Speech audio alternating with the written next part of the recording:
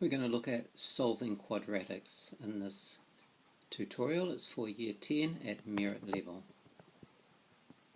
It's important to know your 0 times table. Because the right side equals 0, you use the clues in the brackets to make the left equal 0. So in this question here, either the first part of the bracket could equal 0, so x would equal -3. I'll just stop that. Or the second part of the bracket could equal 0, so x would equal 5.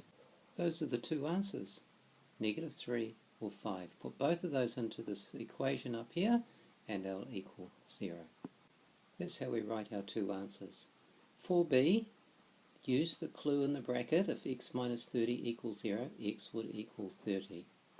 Then look at the first part. We want 3x to equal 0.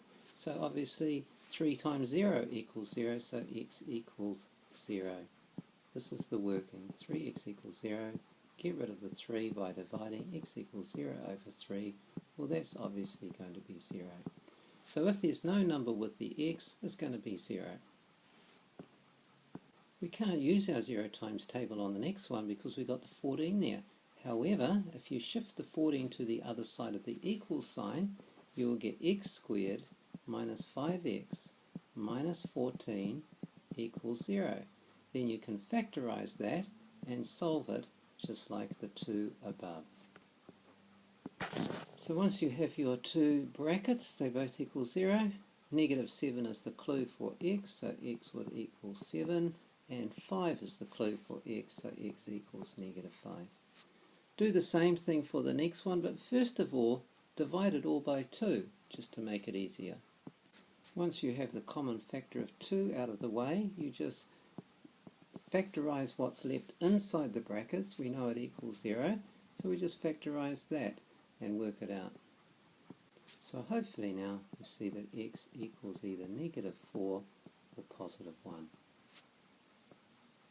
When solving equations, you can always check your answer. Let's put -4 into this equation. If you go 2 times -4 squared plus 6 times -4 minus 8, does it equal 0?